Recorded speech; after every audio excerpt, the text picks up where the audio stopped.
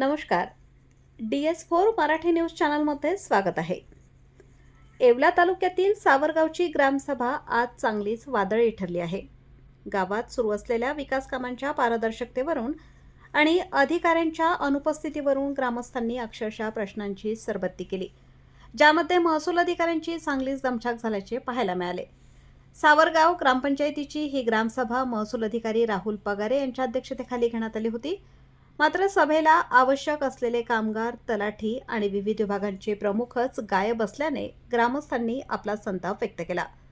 विशेष म्हणजे या गंभीर प्रकरणाची दखल घेत गैरहजर असलेल्या सर्व जबाबदार अधिकाऱ्यांवर शिस्तभंगाची कारवाई करावी असा ठराव ग्रामसभेत एकमताने मंजूर करण्यात आला. या ग्रामसभेत केवळ अधिकाऱ्यांची अनुपस्थितीच नाही तर लोकप्रतिनिधींच्या विकास निधीचा हिशोबही ग्रामस्थांनी विचारला.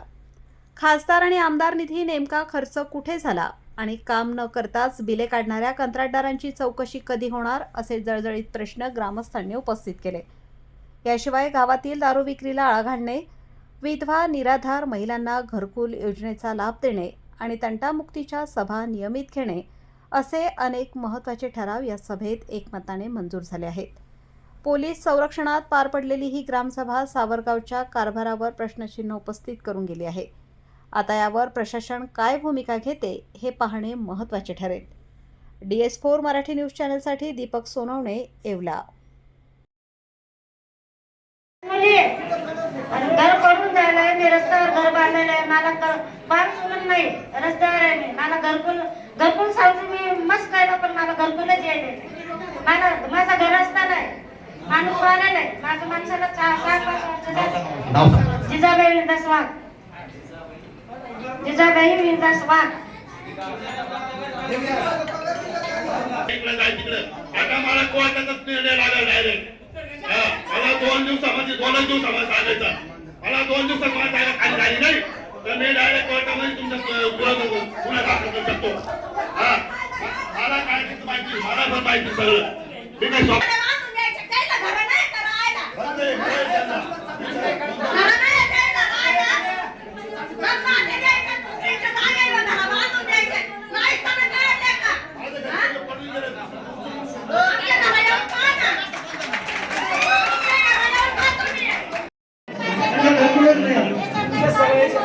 सगळ्याच्या समस्या झाला का? 2020 पासून अर्ज देते, नाव काय किती विकवाल्यांचं येतं कुणीकडे जाते.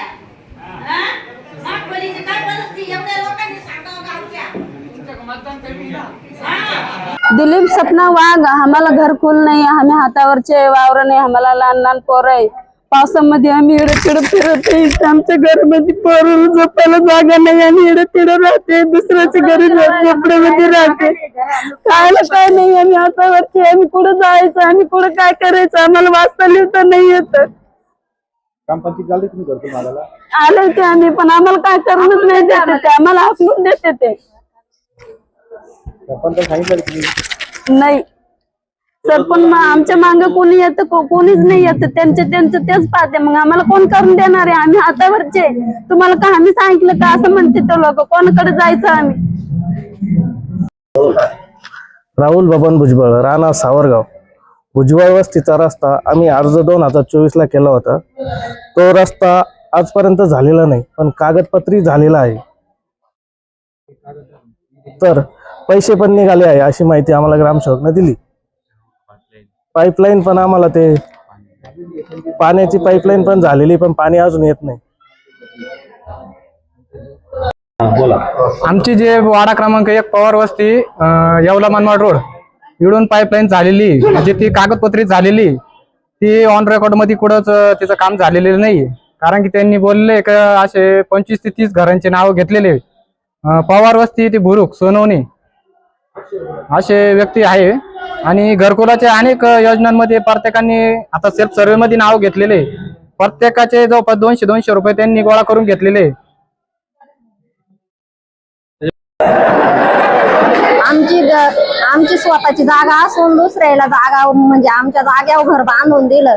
आम्ही ग्रामपंचायतीत सांगितलं, त्या लोकांना काहीच म्हणजे हे केलं नाही, ऐकती नाही, काही नाही. ते उलट दबाव टाकते आमच्यावर, आम्ही आदिवासी म्हणून. दुसऱ्या माणसानं घर बांधलं तिथं. अहो आज 92-93 पासून आम्ही सहकारी मध्ये आमचे वावर आहे 2 किलोमीटर याच्यापासून सावरगाव पासून 2 किलोमीटर वावर आहे आमचीवाली. त्याला राहायला रस्ता सुद्धा नाही, आमचा रस्ता नाही. आम्हाला खूप त्रास होतो या जायला. आम्ही 2 वेळा आमचा रस्ता मंजूर होऊन आला तर आमच्या याला मी काय असं खडी हे टाकून आमची समजूत केली. त्यांनी आमचीवाली समजूत काढली आमच्या मनाची. त्याच्यावर काही मुरुम मारून येडा वाकडा टाकला इकून तिकून. आमची वाली खूप हाल होती. आता आम्ही यांना 2दा-3दा म्हणलो आम्हाला लोक जमू देती नाही. आदिवासी असून मुळे आमचं काही मनावर धरती नाही. आम्ही काय करायचं, कुठं सहारा पाहायचा? जो म्हणतो का तो म्हणतो. आता सगळे दादागिरी करते आमच्यावर. आणि कुशाल म्हणले का आमची मशानभूमी सुद्धा आता आम्हाला 92-93 पासून मशानभूमी होती आमची. पहिले आमचे तिकडे मडे गाडेले, ते मड्याची जागा तशीच आमचे पूर्वीचे. ते आम्हाला अजिबात जागा नाही साहेब. आम्हाला आज अंतर आमची वाली दुसरी पिढी चालली, तिसऱ्या पिढीला तर नाही, आता दुसरी पिढी चालली आमच्या मुलांची. तिकडे सुद्धा आम्हाला असं काही कधी जाऊन आणि आम्ही मशानभूमीमध्ये माणसं खड्डा केलं पुरलं हे लगेच नाही साहेब. आम्हाला असून कुठे गेली आमची वाली. आम्हाला याची चौकशी सरळ लागावं. नंतर आम्ही याच्यात काय झाली तर ठीक, नाही जर झाली तर आम्ही उपासनाला बसल्याशिवाय राहणार नाही. माझं नाव सुशीला अशोक लोखंडे. मी सावरगाववरून बोलते. मी आली कोणाचा दबाव बिबाव काहीच नाही. काकड सावरगाव येथील रहिवासी. आज सावरगाव मध्ये ग्रामसभा होती आणि त्या ग्रामसभेमध्ये अनेक प्रश्न त्या ठिकाणी उपस्थित झाले. पण आज मी हे सांगतो की आज जी ग्रामसभा झाली त्यात गावातील ग्रामस्थांचं काहीच समाधान झालेलं नाही. त्याचं कारण आहे, पाठीमागे 26 जानेवारी रोजी ग्रामसभा झालेली होती. त्यावेळेस बी ग्रामसभा होऊच नाही याकरताही काही लोकांनी त्या ठिकाणी अडचणी निर्माण केल्या होत्या. त्याचे सकाळी भांडणं तणणं करून ती मोडीत काढावी याकरताही झालेला प्रकार होता.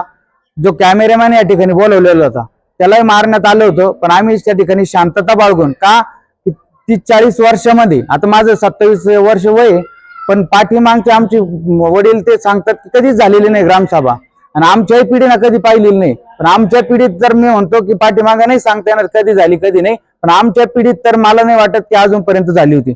म्हणून आम्ही ती ग्रामसभा पहिली आहे, ऐतिहासिक ग्रामसभा आहे आणि शांततेत पार करावी याकरता आम्ही थोडी शांतता धरली होती.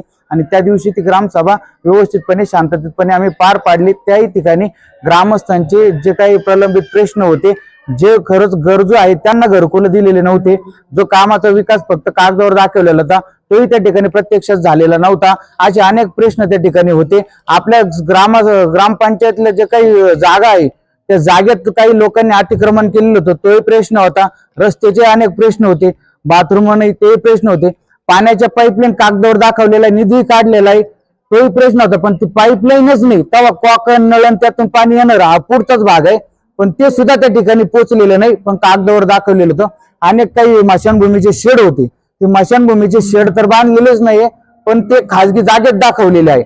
मग आम्ही त्यावेळेस विचारणा केली होती, ग्रामपंचायत मध्ये आलेला निधी खाजगी जागेत बांधता येतो का, खाजगी जागेतून नेता येतो का. त्यावेळेस त्याच्यानंतर पुढे कारवाई केली, बीडीओ पर्यंत गेलो, त्याची फक्त चौकशी चालू आहे.